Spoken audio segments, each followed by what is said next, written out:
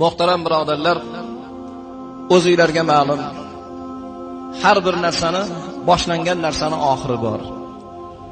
Tug'ilgan odamning orqaga qaytishi bor. Ko'kargan daraxtni bir kun qurishi bor. Nur sochayotgan quyoshni bir kun botishi bor. Ibtidosi bo'lgan narsani intihosi bor.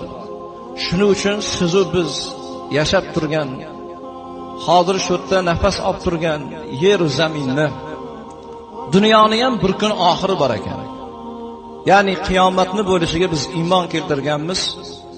Shu holatda odamlarimiz ko'p savollarni berishligi, ayniqsa payg'ambarimiz Muhammad Mustafa sallallohu alayhi va sallamning davrlarida Quraysh mushriklari kelib Rasulullohdan so'rashar ekan.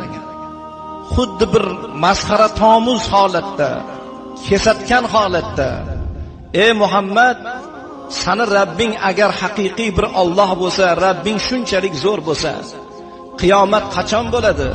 Qiyomatni qachon bo'lishini bizga ta'rif qilgin" deb so'ragan paytlarda Alloh vahiy qildiki: "Ey Habibim Muhammad, qiyomat qachon bo'lishini, qachon bo'ladi deb so'ragan odamlarga aytgin." Ya'ni Allohning kalomi Qur'onda marhamat qilinadiki: "Qul innamal ilmu indallohi va innama ana nazirun mubin."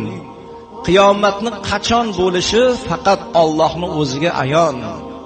Qiyomatning ilmini Rabbim biladi, Allohdan o'zga hech kim bilmaydi. Shunaqangi bir ta'na bilan savol qilayotgan odamlarga shu javobni bergin deb Alloh marhamat qiladi.